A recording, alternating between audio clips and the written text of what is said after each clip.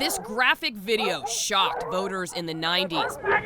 Activists used it to outrage the public about hound hunting for bears. The images rallied enough support, voters changed the law. Initiative 655 banned the hunt, with one exception, an exception that's now the norm.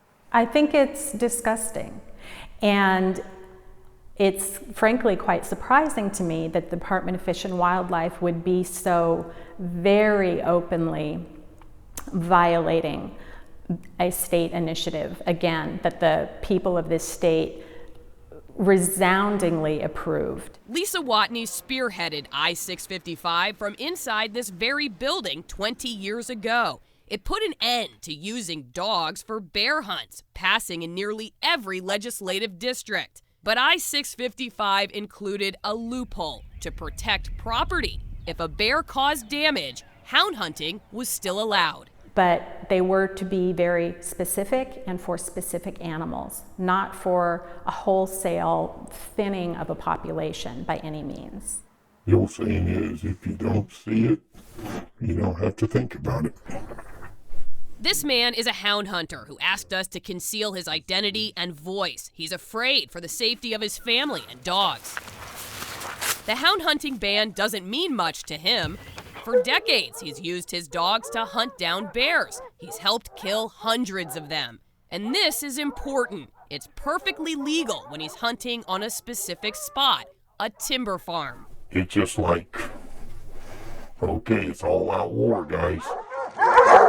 King 5 has spent a year investigating a hunt that's been kept from the public eye, but well known on timber farms. Timber farmers say they need to protect their trees from bears who appear to be damaging their product. Those particular bears, the ones clawing and ruining trees, are legal kills. The idea was to take the problem bear, and there was no pressure on you to get out there and kill as much as they are now. This hunter says the practice is out of control, abused by timber farms and the hunters they use to get the job done, all facilitated by the state. If there's just one damaged tree, the state lets hunters kill 2 bears.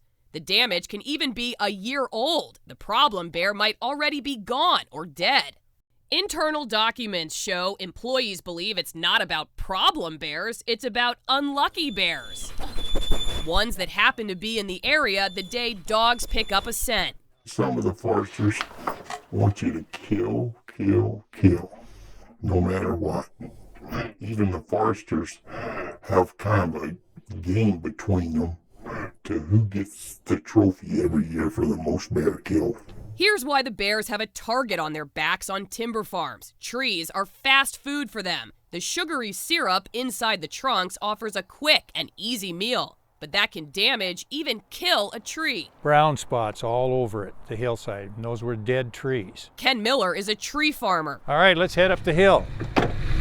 He took us on a long and bumpy drive to show us the large expanse of wildlife habitat protected by his industry. But pink flags mark places where Miller says bears have turned unruly neighbors. This is what a bark looks like that's been stripped off by the bears. You can see, if you look real close, you can see the puncture marks. Miller is worried. So then I said, oh, now what the hell do I do? A feast for the bears will wreak financial famine on his family. The timber industry blames bears for millions of dollars of damage every year. So that's big money. It's like somebody coming in and stealing money out of your 401k. It's why he and many foresters use hound hunters to kill bears. But they're supposed to follow specific rules, and Washington's Department of Fish and Wildlife is supposed to make sure that's happening. Yeah, I've had more than one officer tell me I'm not going to work these anymore. Captain Murray Schlenker retired from WDFW Police last year. He says the rules for timber farms are too confusing and inconsistent. You can go out and knock yourself out as a law enforcement officer, but cases aren't going to get anywhere. Our investigation found hunters caught breaking the rules are rarely held accountable. They're almost always allowed to keep on hunting. In a 2014 case, an enforcement officer recommends the state ban an offending hunter from killing bears on timber farms. What did the Department of Fish and Wildlife do? They let him keep hunting. We've obtained an email written by the enforcement officer at the time. My frustration level is at an extreme because hunters pick and choose what rules to follow. That level of frustration is there for them, and they don't want to try good faith, conscientious effort and then just have it thrown back at them. That's very demoralizing, from an employee standpoint. Is it getting better? I don't believe that it is. Certainly wasn't when I left. Thousands of documents King 5 obtained show state wildlife officials are also alarmed. Foresters get kill permits before the state checks to see if bears have done any damage. In one email, a WDFW administrator says timber companies have put pressure on the program to issue first, then verify. But reports show when staff checks trees, there's sometimes no significant damage at all. It's not really being proactive. You're just killing bears to kill bears.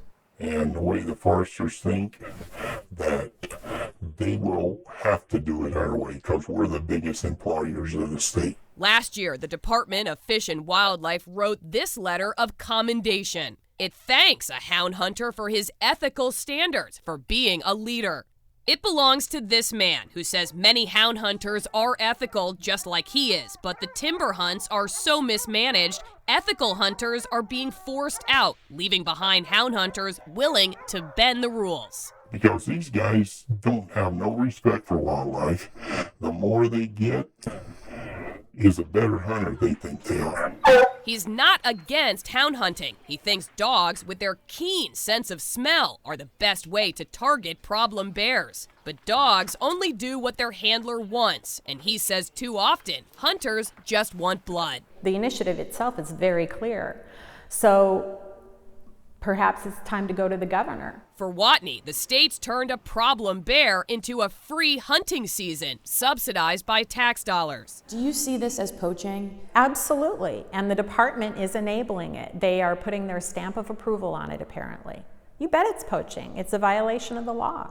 Our research shows some years the states authorized the killing of more than 300 bears, all for tree damage. One state biologist writes in an email, "This is not the way this program was designed." And another staffer writes, "The system in place is just being manipulated." And what does it say to the people of Washington State?